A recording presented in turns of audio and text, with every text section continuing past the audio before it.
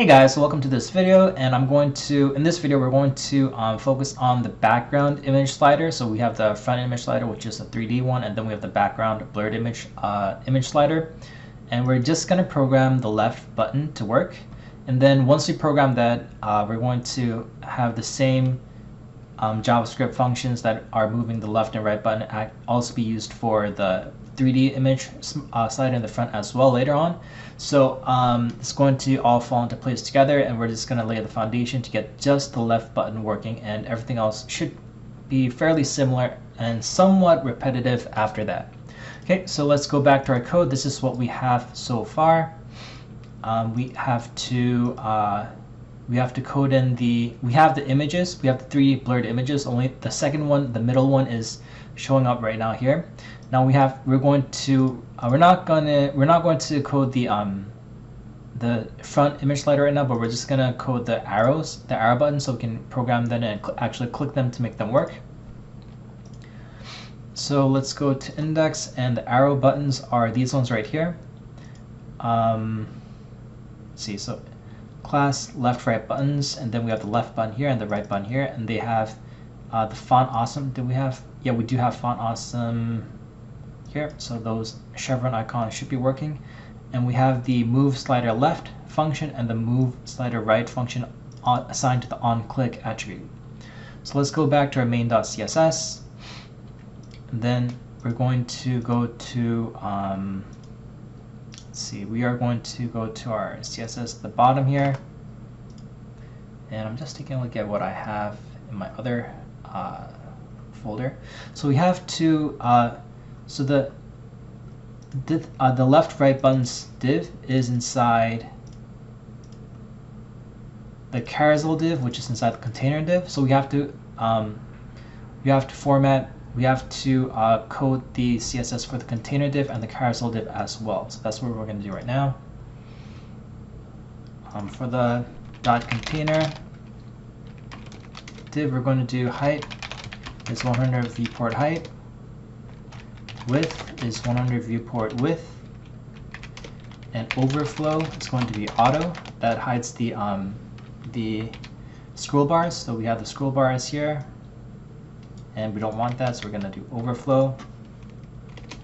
And then carousel div, we're going to say position relative, so the child elements can also have positioning based relative to this element, to this parent element, the carousel div. So width is going to be 990 pixels. We're going to format this more later on. Then margin is going to be 100 pixels from the top and bottom, and then auto. So that centers it. Let's see. Yeah, so it's centered. This is if I do a border 3 pixel solid blue. That's what we have so far, and it's centered. So that's what you're looking at there. So I'm just going to get rid of this. And then we're going to code the left and right buttons. So we're going to go down here and say left, right buttons. Did I get that right? I'm just going to copy and paste from here. Left, right buttons, copy, paste. Position absolute. Top is going to be 215 pixels from the top, so it's fairly the vertical center.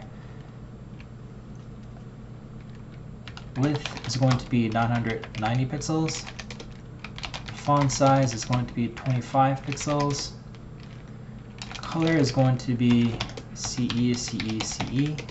And Z index is going to be 500, so it's on top of all the images, which we're going to have. The images are going to have slightly lower than 500 Z index. Then for the left button, that's in the div, so this one right here. So the left button is this one right here, which is inside this one that we just coded. So we're going to say left button and the right button. Cursor is equal to pointer. So if we take a look here, we have the two cursor pointer chevron arrows right there. and that's it for that. And then left button position absolute, left 50 pixels, right button position absolute, and right 50 pixels. So we have these two right here, and if we move our viewport outside, bigger and wider, we have that's what we have. Not too fancy, fairly simple so far. And then we're going to add in the JavaScript. So let's go to our header in our HTML document, and we're going to say right here script source is going to be js.main.js. Then we're also going to say defer here, because we're adding the JavaScript at the header and not at the bottom, right below the body ending body tag. Normally we have to put the script tag right here, right before the body ends, so that the whole HTML DOM can load before any of the JavaScript can run, because JavaScript references the DOM elements like the div classes and the buttons that we created and everything like that. So defer, make sure that the HTML DOM loads first and then the JavaScript file is loaded. So that's the correct order of things. So let's control click this to create a folder and a file. And then the first thing we're going to do is we're going to select these three divs and reference them in our JavaScript file. So let's put that right there. We don't need the Java CSS folder file anymore. We're going to go to the JavaScript file, and we're going to say let background image 1 is equal to document query selector, and our query is this one, class background image. So we're going to say dot background image 1. Then we're going to replicate this 2 times. That's 2 and 3. 2 and 3. And then we're going to say we're going to create an array called let background images array is equal to background image 1, background image 2, and background image 3. And then we're going to say let previous move is equal to null, and that's referencing which button was clicked last. It's going to start as null because it's going to have the center. It's going to load the default center image, the number 2 image as the center one. But as soon as the right button is clicked, it's going to the variable value is going to change to right, and as soon as the left button is clicked, the variable value is going to change to left. So that in the beginning it's going to be null, and this is going to allow us to keep track of if we double click the left button twice in a row, because that's going to affect which images are going to be showing in our background image slider, blurred image slider, which images show up there. Okay, so let's go to let's code in our move slider left function, create an arrow function like so. So that's this one right here, move left arrow function. And then we're going to say we also want to, we have a let's bring up the CSS file again. I just have to show you guys the transition effect that I coded. Remember, for background image 1, 2, and 3, we have a transition duration of 1.2 seconds, and the transition property affecting the opacity left and right. And then the left of all three starts at -100 viewport width. The total width is 300 viewport width, so there's -100 viewport width on the left and 100 viewport width on the right that is overflowing, and there's the middle 100 viewport width that's showing. So each time we click left or right, it's going to move by 50 viewport width left or right, and if we do that twice, that's 100 viewport width towards one side and the other side. So that's why we have 100 viewport width overflowing that's hidden on the left and right of the main viewport. Okay, so we go back to right button set attribute on click null left button. So I just forgot to reference the left and right buttons. So right here I'm going to say let left button is equal to document get element by ID left button. Then this one's going to be right button.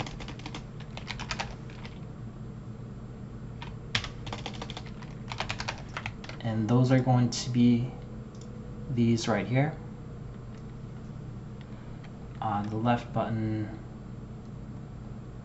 and the right button with the IDs. And then we're going to do set attribute on click null. So this basically removes the attribute here. It sets this to null like that, so it doesn't it can't be activated for the 1.2 second transition duration that we have for the CSS. And what we're also going to do is we're going to do a set timeout, which says set timeout and arrow function here, and at the end we say 1.25 seconds. That's in milliseconds, 1,250 milliseconds. So after the animation takes 1.2 seconds, and after 1.25 seconds we reassign this. So we're going to say on click is then equal to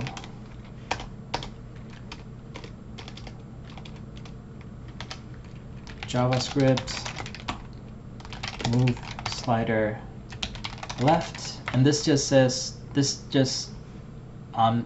goes back to what it was before we click the button. So we resets the button so it can be clickable again after 1.25 seconds.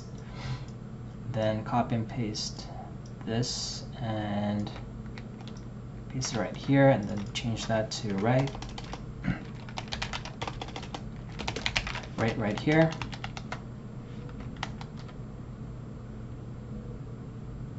Got the left and right wrong, so let's change that to left, change that to right.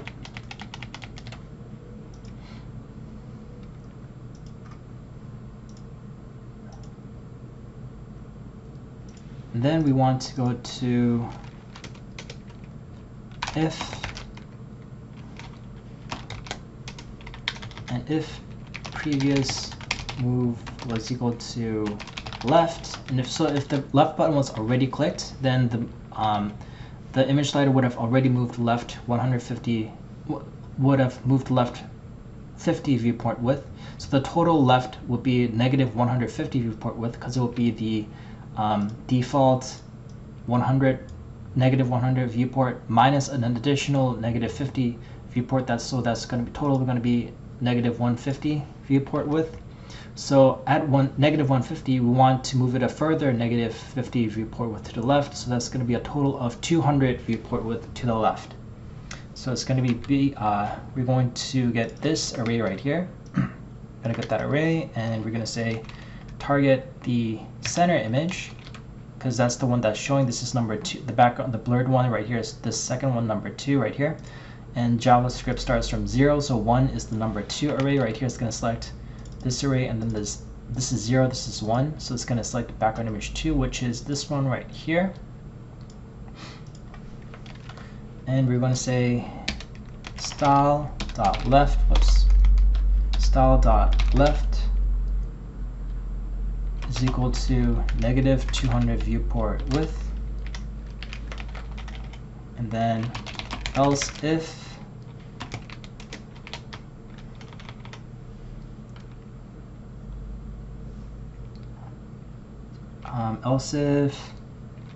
previous move is equal to null, which is in the center, and what it starts off at, which is negative 100, it starts off at negative 100 viewport width. So now you move 50 from the left, from 100 is going to be a total of negative 150 viewport width. So we're going to say right here, copy and paste that and do 150. Then else if, one more time, if previous move is equal to right. You want to say it's going to be negative 100. Because if previously it moved, the way that this works is if the image was moved to the left, moved to the right before, then it's going to be negative 100 plus 50 viewport width, because that would make the left shrink and the right increase. So that would be negative 150. It will be at negative 150. So we want to go back to negative 100. So that's going to move the image slider to the right. So that's the previous move was right. That's how it works. And then let's see, does it work now? No. Yeah, it does work. Okay, so that's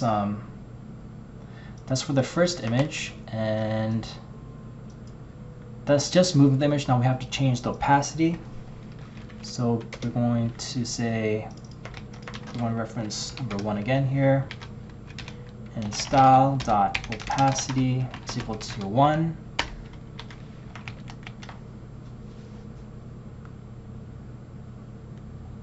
Is that right? Opacity 1.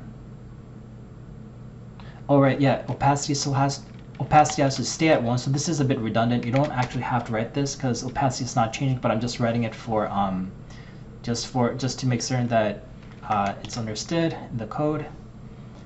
I'm just repeating myself. And then background image array 1 z index. We have to take it down a notch. So let's see. It starts off at z index of let's see. It starts off at z index of 200. That's the middle one right here. The second image is 200. So we want it to be still above the first image, and then the right one is moving to the left. So we want to make this one the top image and the center image again. So this one, the image 3 z index is going to go to 200, and the center image, the number 2 image style z index is going to go to 150.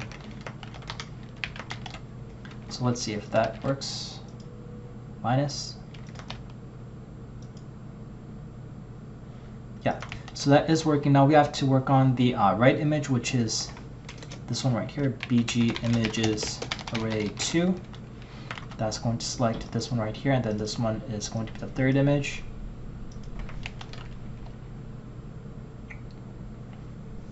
That's going to be style dot left.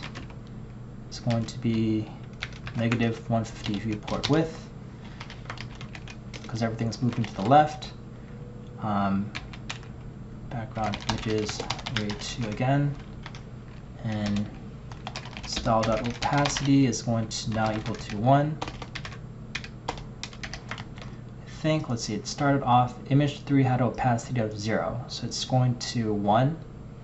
So it's going to make that visible again, and it's going to have a higher z index. So I'm just going to copy and paste that. Z index of 200, and that should make it come forward and fade in. There you go. Now it only works once because we have to actually switch the arrays around so that we tell which array is now the middle one and which one is the second one. Because right now if we click on it, it doesn't work. If we refresh it and then do it again, it works once. So okay, so we have to go back to our set timeout function, and we have to do a few things. We have to first say previous move is now equal to left,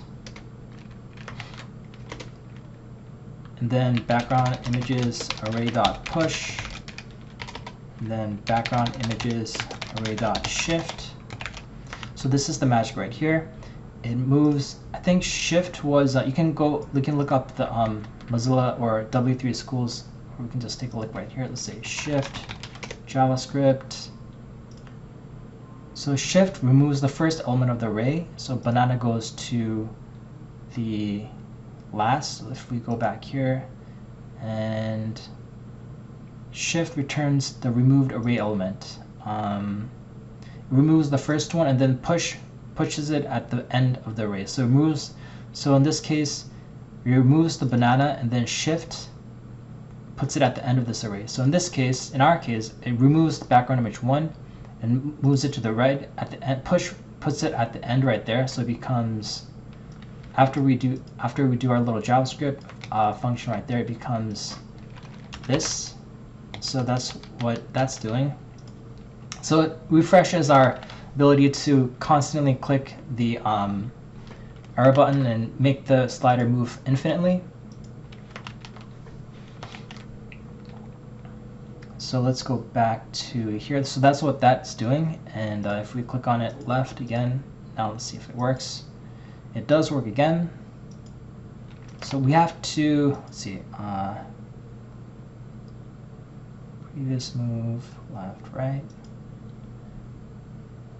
So if we click on it really fast, it's gonna give us some errors. But if we click on it slowly, so this is, I mentioned that if we click on it fast in the first intro video, that's kind of buggy. But I'm not sure what the fix is. I tried searching for it, but I couldn't find it. If you can find a fix for it, that would be awesome. Just shoot me a message, and I might be able to fix it.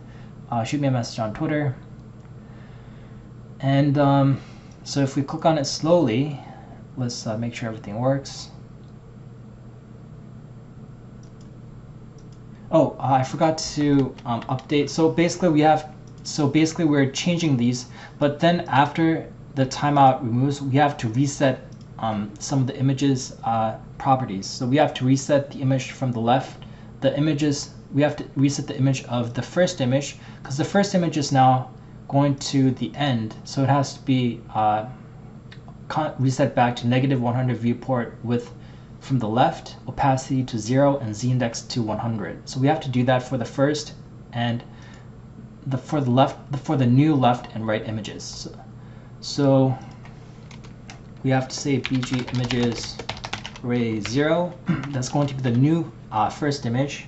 No, that's going to be the previous first image, and after that happens, we're going to do the shifting part here. So the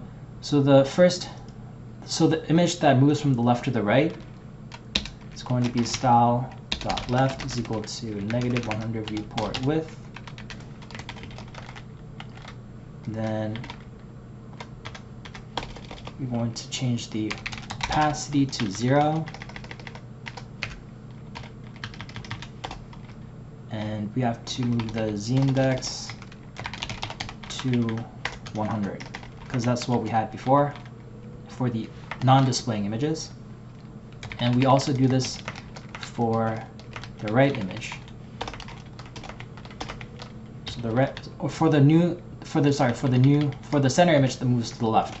So the one is going to the left, so it has to have a left of viewport 100, negative viewport 100, negative 100 viewport, because now it's invisible again, so it has to reset back to -100. So it has the 100 viewport width to the left and 100 viewport to the right overflowing. Opacity to 0 and the z-index to 100, and that should be able to make the loop go infinitely. And I can click as fast as I want, because it's only because there was no bugs for this one actually. The bug was for something else. If we switch from left to the right, I think it's working properly. Let's refresh it. Try it one more time. Left, left, left, left, left. So I think that's working. So and all the images are coming in order. So now that I got that function working, I will code the right button, right arrow, slide right button for the background image slider in the next video. Thanks for watching this video. I'll see you again.